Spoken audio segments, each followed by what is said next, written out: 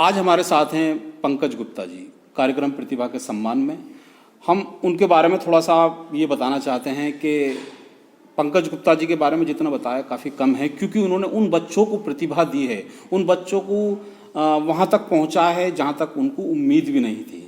क्योंकि कोई बच्चे ऐसे होते हैं कि पढ़ते नहीं हैं, लेकिन वो बच्चे उनके सामने आए, उन बच्चों को मोटिवेट किया उन्होंने और उन बच्चों को पढ़ाया। आज वो इतनी उपलब्धियों पर हैं कि वो अपना और अपने गुरुजी का, अपने परिवार का नाम रोशन कर रहे हैं, उसके साथ साथ हमारे नगर का नाम भी रोशन कर रहे हैं। तो पंकज जी, कार्यक्रम प्रतिभा के सम्मान में हम आपका स्वागत करते हैं। बहुत धन्यवाद आपका। अच्छा, अब ये जानेंगे ये सफ़र कैसे शुरुआत हुआ, ये टीचिंग की जो सफ़र था आपका।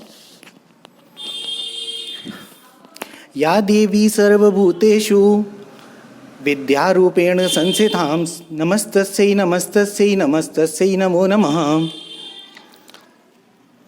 आपके चैनल और पत्रकार बंधु, आपका बहुत बहुत धन्यवाद जो आपने मुझे अपने प्रोग्राम के लिए चुना।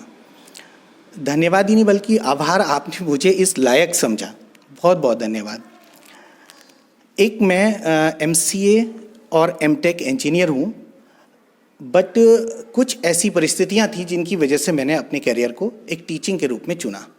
और आज मैं TPBS PG कॉलेज अनूपशहर में कंप्यूटर साइंस के डिपार्टमेंट में हेड ऑफ द डिपार्टमेंट के पद पर कार्यरत हूँ। और ये टाइम आप ये समझिए 2001 से मैं टीचिंग के प्रोफेशन को चला रहा हूँ, मतलब टीचिंग के प्रोफेशन में हूँ। और 2001 से मैंने सोचा भी ना था कि इतने दिन टीचिंग करनी है, लेकिन बाई चांस ऐसा हुआ कि मुझे ना एंजॉय करने लगा। मैं इसको एंजॉय करने का कारण, मैंने सोचा कि मुझे इंजीनियर क्यों शायद भगवान ने ना बनने दिया। लेकिन कई बार क्या होता है ना, हम सोचते हैं कि हम जो सोच रहे हैं वो ज़्यादा बढ़िया है, लेकिन वो बढ़िया नहीं होता है शायद। और भगवान जो हमारे लिए सोचता है वो ज़्यादा अच्छा होता है। तो शायद उन्होंने सोचा कि तू एक अकेला इंजीनियर ना बने, बल्कि तू बहुत सारे इंजीनियर बना, इसलिए उन्होंने शायद मेरे लिए प्रोफेशन चुना। और मैं इसमें कामयाब हुआ, क्योंकि उन लोगों को जिनको मैंने पढ़ाया बहुत सारे इंजीनियर बने। कुछ इन्फोसिस में हैं, कुछ HCL में हैं, कुछ अमेरिका हैं, कुछ इराक हैं। तो बहुत सारे बच्चे इधर उधर हैं। तो मुझे बड़ी खुशी होती है कि भगवान ने शायद मेरे लिए सही प्रोफेशन चुना था। ये बात बताते चलें कि एक ऐसा होता है कि हम फील्ड कोई और चुनते हैं और कहीं और चले जाते हैं। ये पंकज जी के साथ भी हुआ और उन्हें ऐसा एक प्रोफेशन दे दिया जिससे कि बच्चे और मोटिवेट हुए और आगे बढ़े। सर बताएं। और तो कहने का मतलब ये है कि मैंने गलत प्रोफेशन नहीं चुना, बल्कि भगवान के द्वारा दिया गया प्रोफेशन और सही चुना। तो मुझे लगता है कि मैंने ठीक ही किया है। बस ये था मेरा सफ़र। अच्छा, ये बच्चों की जैसे आप पढ़ाते हैं और कैसे कैसे क्या रूलिंग टाइमिंग होती है, बच्चे को बताया जाता है कि भाई इतना टाइम पढ़िए, इतने टाइम खेलिए, इतना टाइम, ऐसा कुछ होता है? नहीं, वो तो खैर छोटे बच्चों के बारे में होता है। हम तो खैर डिग्री कॉलेज में पढ़ाते हैं, तो इससे हमारा कोई इतना वो नहीं होता। बट बताने की बात है तो मेरा मानना ये है कि हमें ना ज़्यादा से ज़्यादा पढ़ना चाहिए। मैं तो बच्चों को एक ही बात कहता हूँ कि बेटा रे, देखो, तरह तरह के लोग और तरह तरह की दुनिया में, मतलब घर और प्रोफेशन सब चीज़ें देखी जाती हैं। अगर देखा जाए तो एक बच्चा एक बहुत बड़े उद्योगपति के घर में पैदा होता है, और एक जो है वो एक छोटी सी नौकरी करने वाले के घर में पैदा होता है। तो जरूर कोई ना कोई तो डिफरेंस होता होगा। वो डिफरेंस क्या होता है, भगवान ना बहुत सोच समझ के डिसाइड करता है कि बेटा तुम्हें मैं ज़मीन पे भेज रहा हूँ, तुम्हें ये काम करना है। एक छोटे से बच्चे को आरी पकड़ा दी जाती है कि तू जा और अपने घर का खर्चा चला। एक बच्चे को घर में इतनी सारी सुविधाएं मिलती हैं कि उसने देखा ही नहीं होता कि बाहर क्या है। और हमारे जो बच्चे हैं, जो मेरे से इंटरेक्ट होते हैं स्टूडेंट्स, मैं उनको हमेशा कहता हूँ बेटा रे, तुम्हारे हाथ में तो किताब पकड़ाई गई है, तो तुम्हें इसकी इज्जत करनी चाहिए। माता पिता की ना एक सेवा, कहते हैं कि सेवा करनी है, तो सेवा सबसे पहली तो ये होगी उन्हें खुश करना है उन्हें। अच्छा, एक ऐसा भी होता है जैसे बच्चा होता है, उसकी जॉब नहीं लग पाती, वो बारंबार आपसे कहता है सर मेरी जॉब तो नहीं लगी, मैंने तो अच्छा कार्य किया था, मैंने तो अच्छा पढ़ा था और ये हुआ था। उसके बारे में आप क्यों मोटिवेट करते हैं उसको? मैं तो ऐसे करके कहता हूँ कि मैं बेटा रे, जब अगर तुम्हारी बाई चांस पहले इंटरव्यू में तुम सेलेक्ट नहीं हुए, मतलब वहाँ से तुम्हें जवाब मिला नो, तो नो का मतलब आप नो ना समझे, नो का मतलब समझे नेक्स्ट अपॉर्चुनिटी। आपको दूसरे इंटरव्यू में जाना है, उसने सेलेक्ट नहीं किया है, बल्कि आपने उसको मतलब अगर आप गए और उसने सेलेक्ट नहीं किया तो ये ना समझे उसने सेलेक्ट नहीं किया, वो आपके लिए बनी ही नहीं थी, वो तो उन लोगों के लिए बनी थी जो आपसे जूनियर, आपसे मतलब बहुत कम वाले हैं। वो डरते हैं, वो डरते हैं, मैं उन्हें ये समझाता हूँ कि वो डरते हैं कि तुम कहीं उनकी कंपनी ना बेच के खा जाओ। भाई तुम इस लायक हो, तो उनको ना इस तरह से मोटिवेट किया जाता है, तो वो समझते हैं भाई बहुत बढ़िया, तो अगला इंटरव्यू में और ज़्यादा मेहनत करते हैं, अगले में और ज़्यादा, और फिर लास्ट में उनका सिलेक्शन होता है, बहुत अच्छे पद पे सिलेक्ट होते हैं, बहुत अच्छी सैलरी पे सिलेक्ट होते हैं वो लोग। अच्छा, ये जैसे हम सुनते हैं कि BCA पढ़ के सिविल सर्विस करते हैं, गवर्नमेंट जॉब नहीं मिल सकती, उसके लिए क्या करना उस पर? नहीं, गवर्नमेंट जॉब के लिए तो देखो ये ग्रेजुएशन है BCA। अगर BCA ग्रेजुएशन है तो सीधी सी बात है, उसके बाद कोई भी कोर्स किया जा सकता है जो पोस्ट ग्रेजुएशन का हो या कोई भी, तो कोई भी सिविल सर्विसेज की या कहीं की भी तैयारी की जा सकती है, उसमें कोई बड़ी बात नहीं है। लेकिन केवल BCA एक ग्रेजुएशन है और एक प्रोफेशनल कोर्स है। हालांकि हमारे बच्चे चाहते नहीं हैं, हमारे बच्चे जो जाते हैं वो प्रोफेशनल होने की वजह से प्राइवेट जॉब्स में जाना पसंद करते हैं। अच्छा, जैसे आपने इतने सारे बच्चों को टीचिंग भी दी है और कोचिंग भी दी है, तो मैं समझता हूँ कि ऐसे टॉप 10 बच्चे कौन से होंगे आपकी निगाह में जो? नहीं, बच्चे तो बहुत सारे हैं सर, आपके तो एकदम सभी हम बड़े हम perfect सब हैं। एक दो का नाम इसलिए नहीं ले सकते क्योंकि बाकी डीमोटिवेट होंगे, तो एक दो का नाम ना लेके मैं कहूँगा कि मेरे जितने बच्चे पढ़ाए हुए हैं वो बहुत अच्छे अच्छे जगह पे लगे हुए हैं, तो नाम लेना अच्छा नहीं होगा। अच्छा, एक आप कोचिंग सेंटर भी चला रहे हैं, उसके बारे में? मेरा कोचिंग सेंटर चलता है Bhavya institute of information technology के नाम से, ये जंगीराबाद टीचर्स कॉलोनी में है। और एक आपको बता दूं यूट्यूब चैनल भी है जिसमें इंजीनियरिंग की क्लासेस का रहता है। मैंने C++ के लगभग 179 वीडियोस डाले हुए हैं, तो वो बच्चे जो बाहर हैं जो मुझसे डायरेक्टली इंटरेक्ट नहीं हो पाते वो उन वीडियोस को देख के लाभान्वित होते हैं। अच्छा, अब जो नए बच्चे सिविल सर्विस में जा रहे होंगे, और ऐसे कितने बच्चे होंगे जो सर्विस की मतलब जॉब कर रहे हैं आपके बच्चे? नहीं, सिविल सर्विसेज से हमारा कोई लेना देना नहीं होता। हमारे जो जॉब कर रहे हैं वो सारे सॉफ्टवेयर इंडस्ट्री में हैं, और वो सारे जो सॉफ्टवेयर इंडस्ट्री में हैं वो लोग इन्फोसिस, HCL इस तरह की कंपनीज में होते हैं।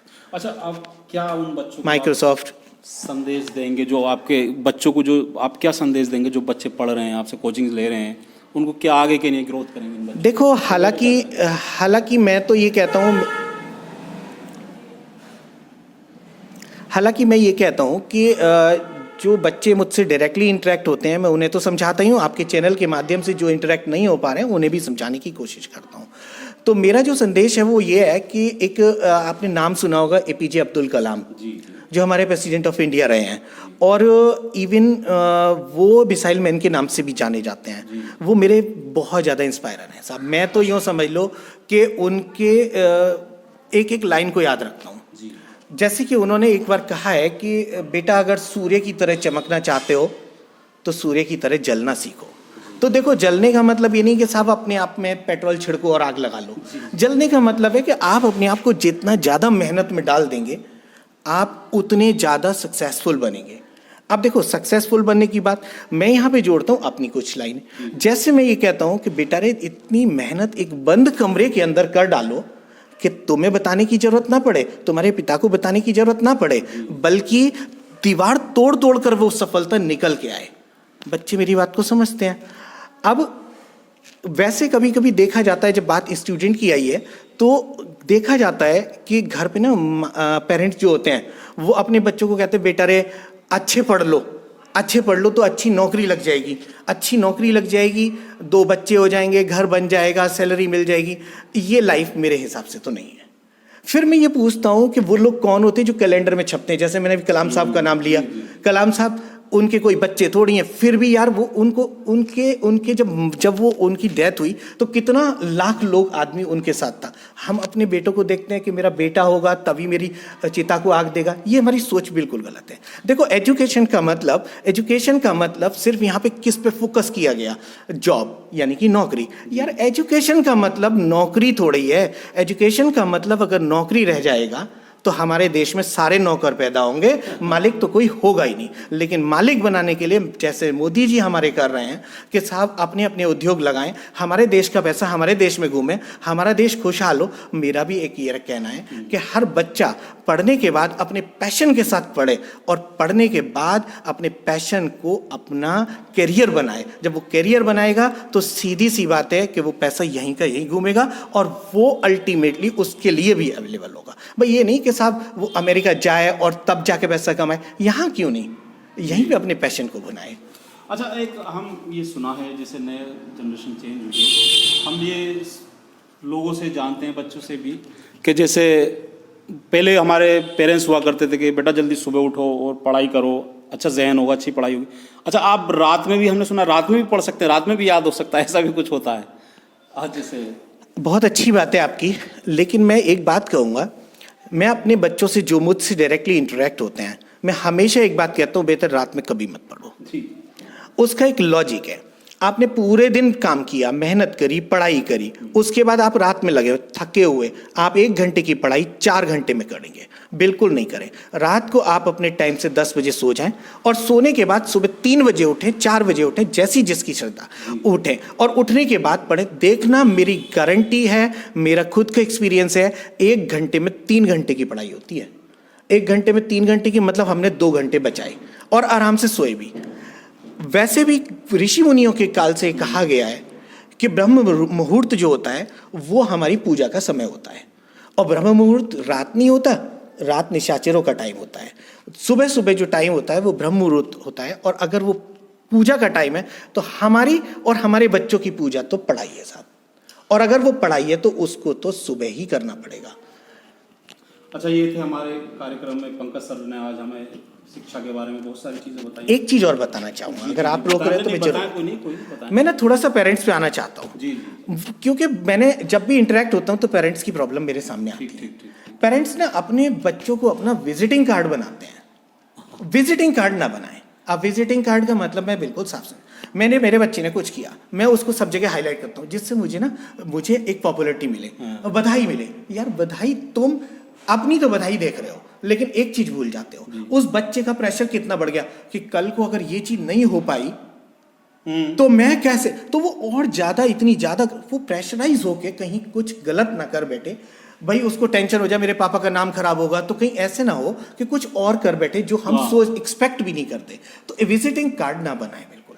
दूसरी बात मैं एक और कहूंगा कि father is the best inspirer of the student. देखो पापा जो होता है ना, उसको एक छवि, उसको वो असली हीरो होता है उसका। अगर पापा अच्छा है तो बेटा अपने आप ही उसको देख के बढ़िया चलता है। बेटी भी, बेटा बेटी में मेरे यहाँ फर्क नहीं होता, सीधी सी बात।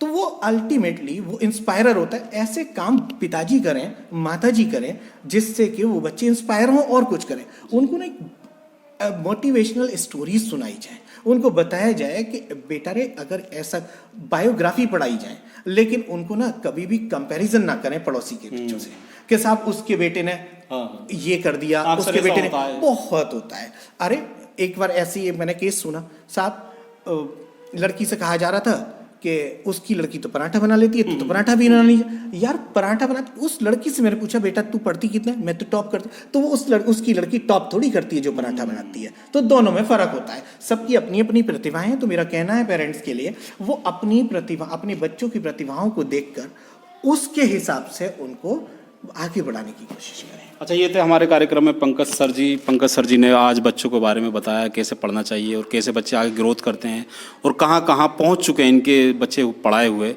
तो हम इसी श्रृंखला में कल एक और प्रतिभा से आपको रूबरू कराएंगे। हमारे चैनल को सब्सक्राइब व शेयर करते रहें और लिंक पर जाकर उसको शेयर करें और देखें, जिससे कि हम एक और प्रतिभा को आपसे रूबरू करा सक रहे हैं। जो भी मुझे देख रहे हैं, बड़ी अच्छी बात है। मैं ये कहूँगा कि चैनल को सब्सक्राइब जरूर करें। उसका कारण है आप जो नाजिम भाई कर रहे हैं, मुझे नहीं लगता जंगीराबाद में ये पहली बार इन्होंने किया है। ये बहुत ही अच्छा करा है और इससे जिन लोगों का आपको पता तक नहीं है उन लोगों तक आप पहुंच सकें। तो इसलिए इस चैनल को सब्सक्राइब, जिससे कि रोज एक आपको एक प्रतिभा से मिला सकें। थैंक यू नाजिम भाई। नमस्कार एंड खुदा हाफिज़।